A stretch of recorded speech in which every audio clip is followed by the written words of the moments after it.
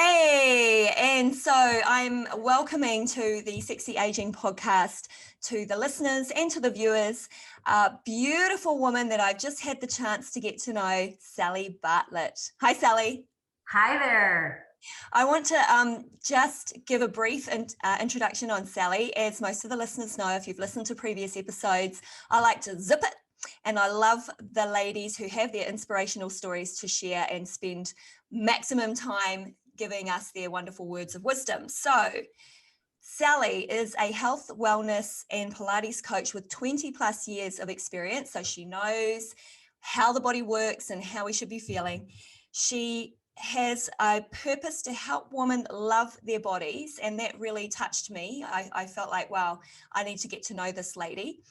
And you help women build and maintain a healthy body mindset.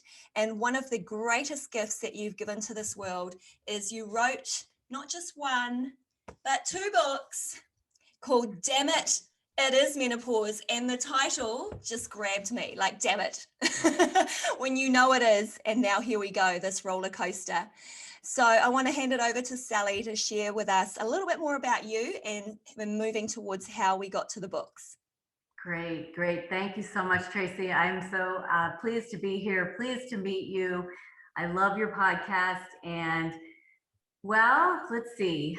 I'm glad you understood the title, because some people think like, oh, but honey, it's not going to be that bad. And I'm like, well, for some of us, it really is. But that it was meant to be a little tongue-in-cheek with the title of like, damn it is menopause. I was hoping it was, a hangnail or something less severe, but I'm now 61 years of age. And when I was in my early to mid 40s, I started to experience some changes in my personality that I just really couldn't put a finger on. And I've been, as you mentioned, in fitness for years, physically active my entire life, athletic as a younger girl, just always active and eating healthy for many years. So I thought, oh, it can't be menopause. That's just going to be like a little blip on the radar for me. But lo and behold, I realized through, I kind of journal that story and that path that I walked in the book. And when I finally acquiesced to seeking medical help and realizing, yes, in fact, it was perimenopause, even for me, even though I didn't give my permission. And I sort of realized that, you know what, nobody talks about this. There's something wrong here. This needs to be talked about. And all my life I've been, even as a kid, I was like, why can't people just call a spade a spade? And my mother would say like, no, you have to be proper and polite and blah, blah, blah. And I was always thinking like, no, you should just tell it like it is. And so something just called to me at that time, like, you got to write this down. You got to share this. You got to write a book. And I was like, really? I've never written a book. I'm nobody, how do I know how to write a book? So I started just journaling, and a wise friend of mine said, hey, who cares? Don't worry if you're going to ever publish this thing, just write. And that was what I did. So I began writing, and as you can do the math, that was about 15 or 16 years ago. And there were many times where I stopped writing and thought I lost my confidence, and I'd say like, I can't do this. Who do I think I am? Who wants to read about my journal, but then I would be in the grocery store line talking to someone, a woman I didn't even know, because I kind of love talking to people, and a woman would start talking about her menopause. Obviously it was menopause, but she didn't realize it. And you learn, like, you don't just say like, hey, let me tell you what that is. You just let them have their journey. But in my head I would smile and I would say, I got to get back to writing that book, and then when the pandemic hit, something inside me said, this is it. Because I have been a health coach and taught Pilates in my home studio for years. And I knew I couldn't do that. I couldn't have people over. So there went my source of income and my livelihood. And so I thought, okay, it's the book. Now's the time. You got to finish that book. There was a little bit left to write. And I did. I sat down, I made myself write 2 hours a day, and I finished that book, and then I went about publishing the book. So and through that time, I've been through perimenopause, menopause, postmenopause, all the things that go with that, all the symptoms, everything. Yeah, thank you, Sally. Quite a lot of what you said resonated with me. A couple of things. You talk to anyone. Yeah, I talk to anyone, but I actually feel that as we get older, we just have this level of confidence and this level of, I don't care if they're not going to talk back to me, I'm just going to talk to them. So that's one of the things that I think is a positive for where we're at in this stage of life, but also Definitely. like how people don't realize that these symptoms really are perimenopause. So I have a very similar experience. So I would teach group fitness classes right up until the end of last year. And so many women would come up to me and they'd say, yeah, I've got this thing going on, like I wake up in the night and I'm sweating so much and I have no idea why. And I was like, I just call a spade a spade. I actually do that. And I say, oh, that's perimenopause. And the shock on their face, like, no, is it? And I think I actually culled my friend list quite a lot from conversations like that. Because I would call it like, oh, hell, how old are you? Oh, we're the same age. So that's perimenopause. And they'd be like, oh, no, I can't hang out with you. Because then I'm suddenly that woman. I'm that, Yeah. older woman. So there's that real kind of denial that sets in. So I completely understand where you were coming from.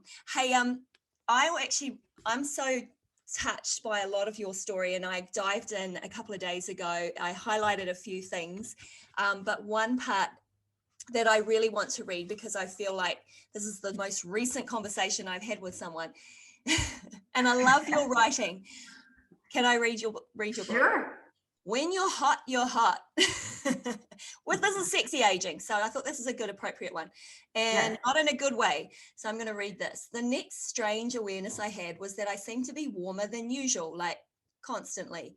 It was the beginning of summer. So at first I just assumed that was the reason, but then I started to perspire in weird places, like the backs of my knees and the tops of my thighs, and at weird times, like in the evening when it really wasn't that warm anymore. And now those odd women at the gym in my cardio dance party classes who always demanded the overhead fans be turned on didn't seem so odd anymore. In fact, now I would high five them when they did so. It was clearly time for me to do another survey. I love that, because that is, one of the most common conversations I have. And I am a fitness person as well. And I feel the cold. But it was the only time in my life that I remember feeling like, oh, when I'm exercising, now I'm not cold anymore. I'm hot. Exactly. That was awesome. Good chapter, chapter 9, day 9. Thank you. Yes.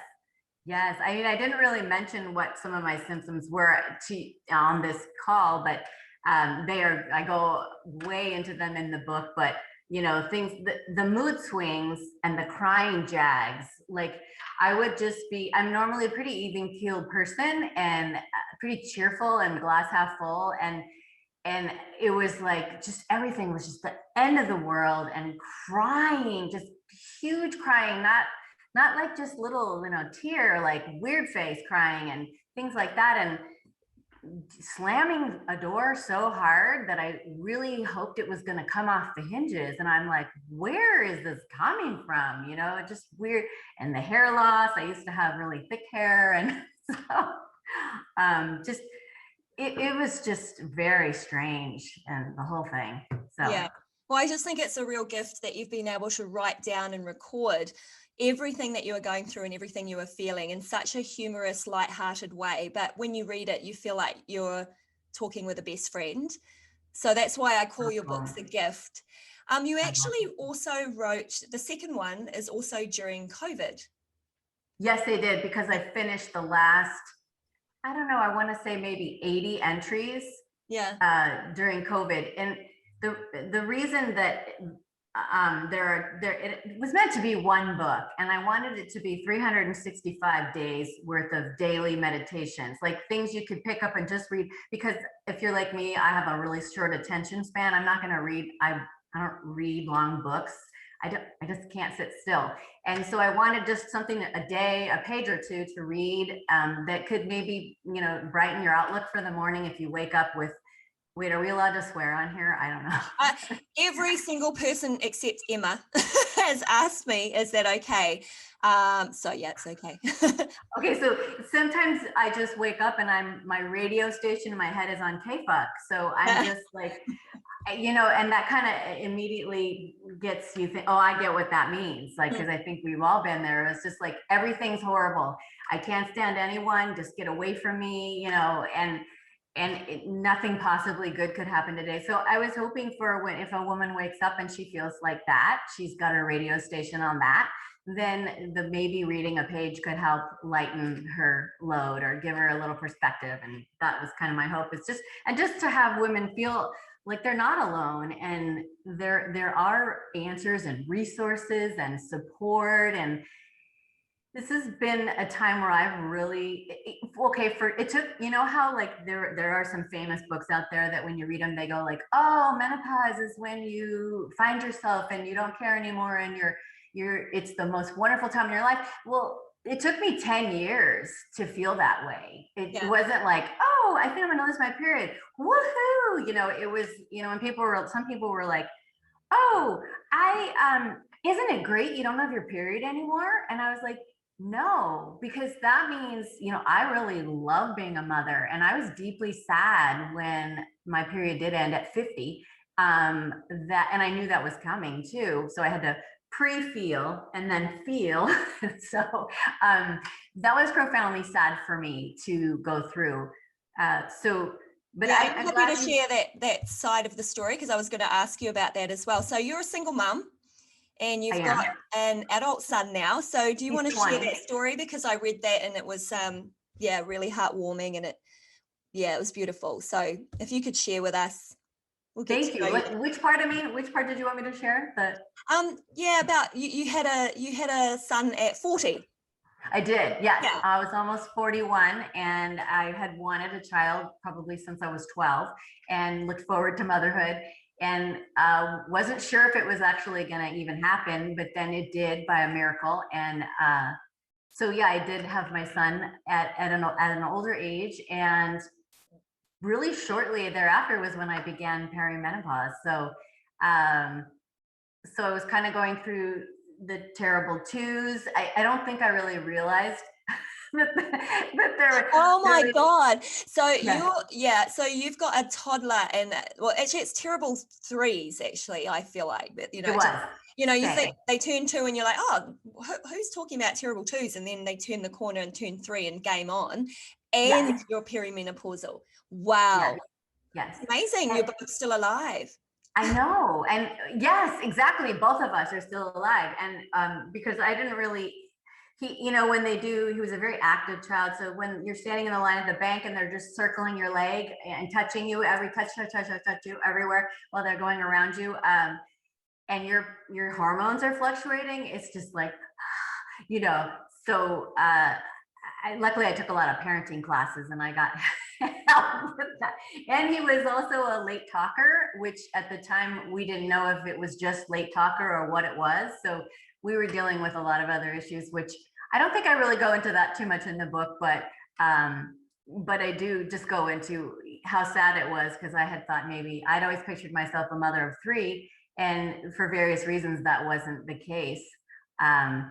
But I'm super grateful for the child I have, and he has approved all the stories in there, that going through that to driver's ed, which is covered in the book. So, and now he's in college. And also another thing in the book. Oh, go ahead. What? No, it's amazing. I love your story, and I love he's an adult now, and how you feel about that he's left home and you've come to the end of menopause. So that's a really awesome stage of life. I'm looking forward to that as well. Thank you. And they cover the refilled nest, because we had the empty nest when he went away, excuse me, and then he came back because of COVID. So he's been doing college from home for a year now. So. Oh, yay, upside. Yeah. So, but you know what, I'm loving that. But now what I'm loving too is that I'm going to have to grieve that all over again when he goes in the fall. So. Yeah. Yeah, well, we have similar story. I also had a geriatric pregnancy at 42. Oh, wow. That's what they call it, right? Geriatric Right. pregnancy. Like High risk. what the the risk is us losing our shit, basically. That's it. And my son also has a learning challenge, and I think he has ADHD as well, for sure. And I'm perimenopausal, so the challenge is real. And so to pick up your book and read some of those meditations, sometimes it just really helps ground me. And just from a personal perspective, I've had, having a very similar experience to when you were writing your experience. So Oh, wow. that's awesome. Yeah. Very That's connected great. to what you've written. Thank you. I'm so Um, glad. so I was going to ask you, you have a self-care, it's an acronym, PIES. Do you want to I share that with do. us? I do. I think I might want to back up just a little bit to go Cool. so that it makes even more sense. In my 20s, I experienced disordered eating and body dysmorphia. And I think some of your other guests have gone over these topics as well, and they seem to be common with women who work in fitness. Um, who knows which comes first, but anyway, I experienced that, and I chose my major of psychology in college, trying to figure out how to understand myself, how to have a healthier relationship with food. And eventually after college was when I came to just the conclusion that I needed to love myself at the highest weight I'd ever been in my life, and which was coming close to 200 pounds. And it doesn't really matter what the weight is. It's about me loving me at that size. And from there, I was able to discard all the diets that I tried formerly and to just love myself and work from the inside out on, how I was going to live my life. So I did this radical lifestyle change in my 20s and gradually lost the weight over a very long period of time, I'd say over a year. And my goal at the time was not to just take the weight off, but to keep it off and never fluctuate again. And so I did that through a series of self-loving actions, and which I later named it daily self-care pies. And those four things, that's an acronym for physically, intellectually, emotionally, and spiritually. So I try to do a tiny, tiny thing in each of those four categories every day. And so it's not like I'm going to do this massive, beach cleanup for one of them. I'm not those are beach cleanups are awesome, but little tiny things, like there was a box sitting on right by my front door. That's something that came in the mail for like over a week. And so one of the days, one of my self-care pies was just to throw that box away because, or it can be to shave my legs, or it can be to put lotion on my hands, or they're very little things, but they're all kind of interchangeable, because like I may do something for the eye, which is intellect. Like I may watch Jeopardy with my son. Do we have Jeopardy in New Zealand? Well, we had it in Malaysia because we had a lot of American TV, and hence the reason that my kids sound like they're from the US. And I kind of got into it. I thought it was awesome. And we would sit there and, try to guess the answers. So yeah, I get it. Okay, so it's an intellectual game show where it's very hard, and I usually get like 2 right for the whole show. But anyway, it's something to challenge my brain, and as we all know, as we age, that's really important. But I might do something to challenge my emotions, and I do a lot of journaling too, and because when I graduated from college, or when I was in college in the 80s, there was a lot of work in psychology being done on emotional or expressive writing, I think is what they actually call it. And I didn't know it at the time that it actually had a name, but I began writing, and I do a lot of writing exercises. And the writing exercises, some of them are covered in the books, and some of them are covered in an online course that I offer called the Healthy Body Mindset Recipe. And it's not at all about dieting, but I had to give it a name that would attract women who all they want to think about is, what's the diet? so there is no diet. The diet is love your body and work on your insides. And so anyway, writing, let's see where I lost my train of thought there. Bring me back, Tracy. No, this is all part of it. Yeah, the self-care pies. So self-care pies, so doing those daily contract items, sometimes I write them down, and sometimes I'll call a friend and I'll say, this is what I'm going to do today. And then I'm going to call you later or text you later today and say, I did the things. I bookend you. And I say, yes, I did what I said I was going to do. Because I learned from a therapist named Dr. Patricia Allen. I know how much I love myself by the contracts I'm willing to make and keep. And so it's not only about making those contracts, it's about keeping them. And if I'm unable to keep them, I need to make them easier. I'm having unrealistic expectations of myself. So that's I really have to work on that, because unrealistic expectations is kind of my middle name. And so I work a lot on those through doing things like those daily self-care pies. So I haven't covered them all. So intellectual is obvious, physical is obvious, emotional sometimes can be journaling. It can sometimes be looking my son in the eye, or spending a minute breathing essential oils, or, they're all kind of interchangeable. And then the spiritual, I kind of look at spirituality like lovability. So anything that I'm going to do that's going to increase me loving me and me loving you. So whatever that's, and sometimes putting lotion on my legs is spiritual, it just being gentle with myself is kind of the underlying theme of everything. And that's how I've been able to maintain the body size that I live in today, which is approximately 4 sizes of clothing sizes smaller than I used to live in. And so. Well, you're gorgeous, Sally, and Oh, thank you. And I would say that at any size, but Exactly. after having read the book, I am like, whoa.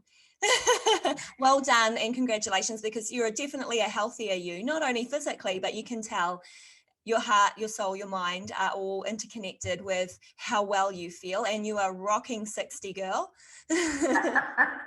Thank you. This is what I'm so excited by, because in the fitness industry, we get to a certain age where they don't market to us anymore.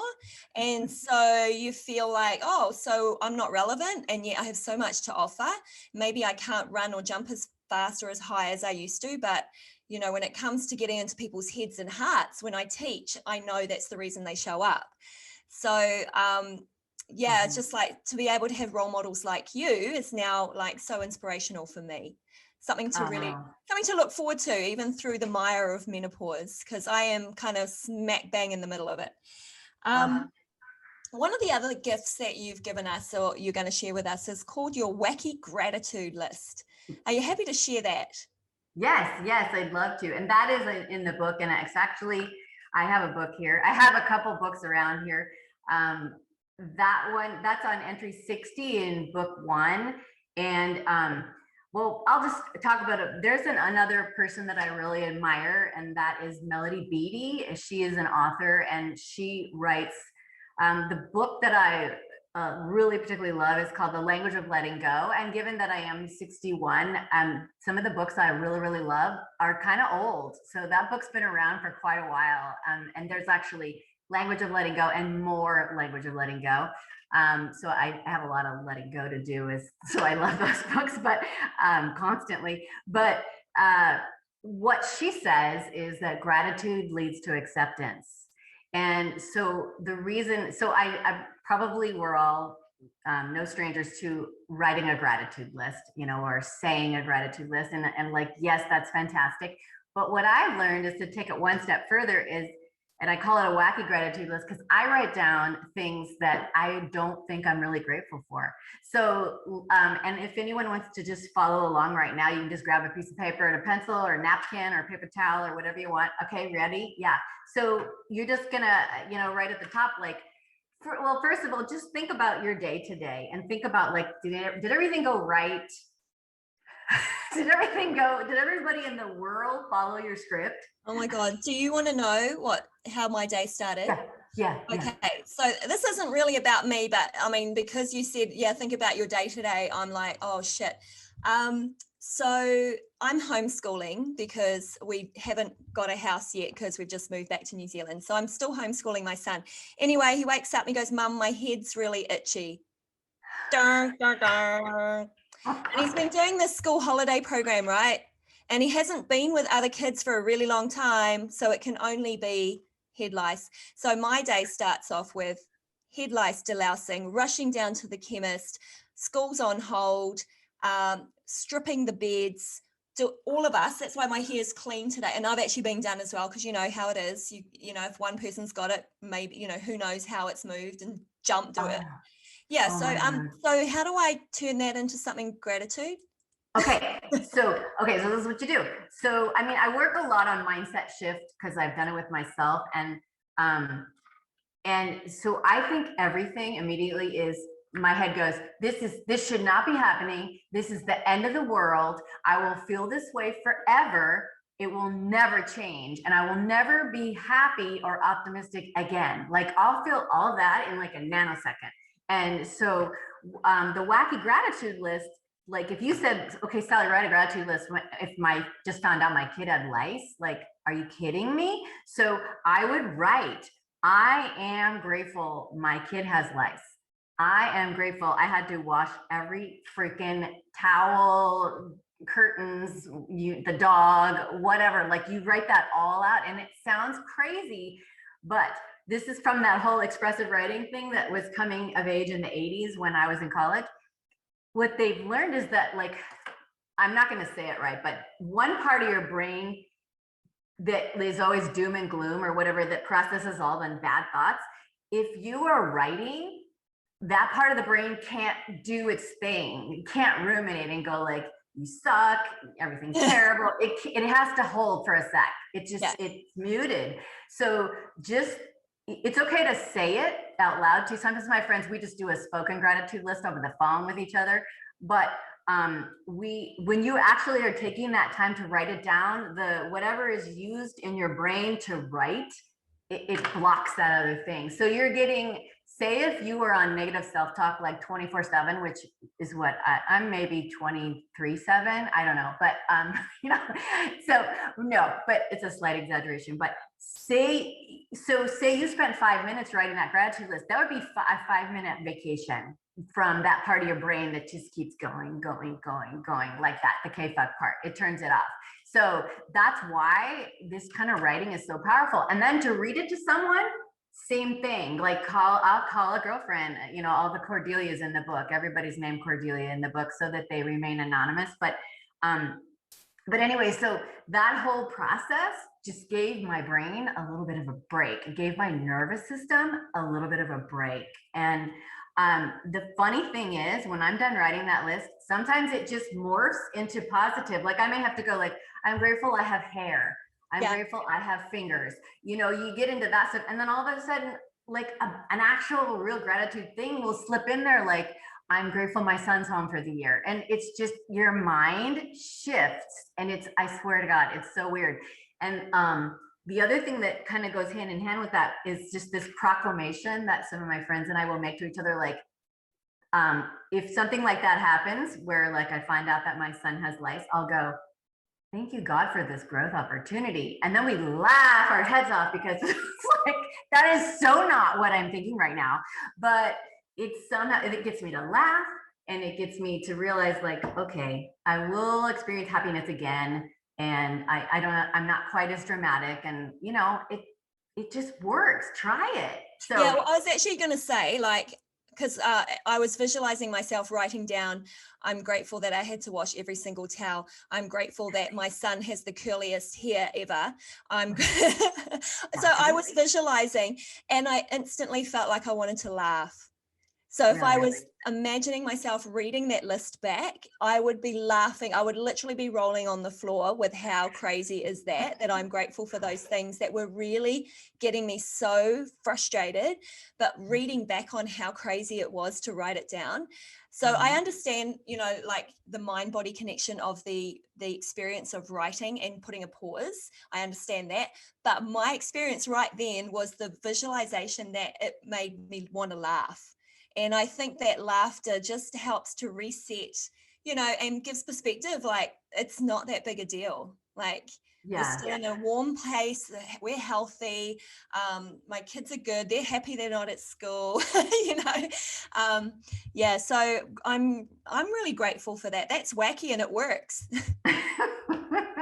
I'm good. And your smile is just so infectious. I could just look at you smiling forever. Oh, thank you. So Sally, I usually do ask the readers to recommend a book or a course, but we've got yours. So I'm going to recommend the readers to check in with Sally Bartlett and Dammit It Is Menopause and Damn It Again. More damn it. Yeah, more Dammit It Is Menopause Volume 2. Because I feel like I'm just so grateful that someone has a sense of humor about this, but you're bringing light to all the things that they can experience. So thank you so much, Sally. You're a gem. You're a blessing. Thank you. Thank you for having me.